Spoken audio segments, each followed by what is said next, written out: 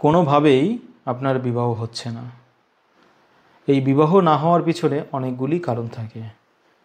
তার মধ্যে একটি কারণ, যদি আপনার ওপরে জিন পরি ধরে থাকে তারা কিন্তু বিবাহ হতে দেয় না।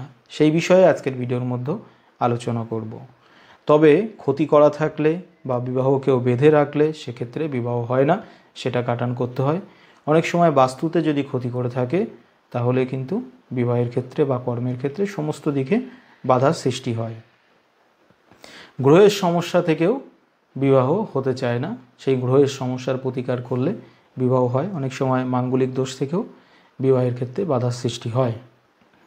এছাড়া যে কারণটি আপনারা অনেকেই জানেন না, যদি আপনার ওপরে জিন পরি ধরে থাকে তাহলে কিন্তু তারা অনেক সময় বিবাহ হতে দেয় না।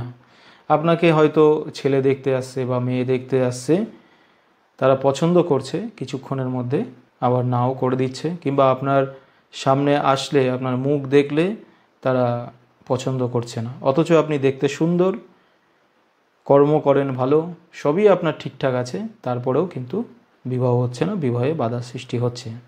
তো আপনি বুঝবেন কি করে যে আপনার ওপরে জিন পরিতে বাধা সৃষ্টি করছে? এটা কিন্তু নিজে থেকেই আপনি বুঝতে পারবেন। যাদের ক্ষেত্রে এই বাধার সৃষ্টি হয় জিন পরি দ্বারা, সেই জিন পরিতে কিন্তু তার সাথে সহবাস করে বা মিলন করে। একটা মেয়ের ওপরে যদি জিন ধরে থাকে, সে বুঝতে পারবে যে তার ওপরে মনে হয় কেউ এসে সম্পর্ক করছে বা তার সাথে শারীরিক সম্পর্ক করছে। সেটা স্বপ্নের মধ্যেও হতে পারে বা এমনিতেও তার অনুভব হতে পারে। পুরুষের ক্ষেত্রেও ঠিক তাই, সেই একই অবস্থা হতে পারে।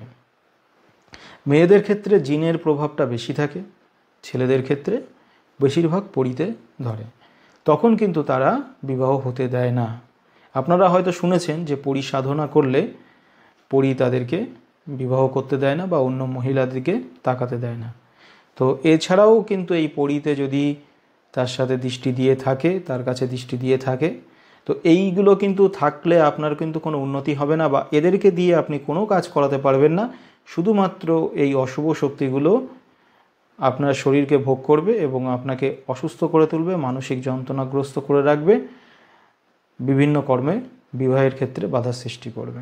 যেহেতু আপনার সাথে থাকে, সহবাস করে, এর জন্য আপনাকে বিবাহ করতে দেবে না। যাদের সাথে এই ঘটনা ঘটেনি তারা কিন্তু অনেক সময় এই ভিডিওটা দেখে এটাকে একটা তাচ্ছিল্য চোখে দেখতে পারেন। তবে আমাদের কাছে বহু সমস্যা আসে, এই সমস্যাগুলোও কিন্তু প্রচুর আসে।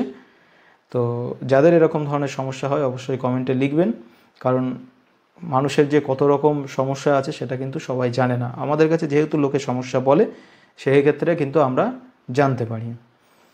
তো এরকম জিন পরি যদি ধরে থাকে তাহলে তার বিবাহ হতে দেয় না।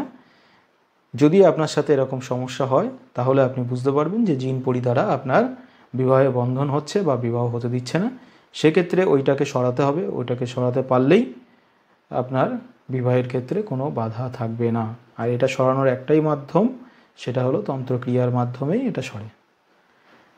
এছাড়াও আপনি হনুমানজির মন্ত্র জপ করতে পারেন, সেটাতে অশুভ শক্তি সরে যায়। বগলা বা কালী মন্ত্র জপ করতে পারেন, সেগুলোতেও অশুভ শক্তি সরে। কিন্তু তারপরেও দেখা যায় অনেক সময় অনেক দিন ধরে থাকলে এরা সহজে ছাড়তে চায় না। তখন এদের মন্ত্র দ্বারা, কবচ দ্বারা বিভিন্ন ব্যবস্থা দিলে তবেই এরা ছাড়ে। ধন্যবাদ।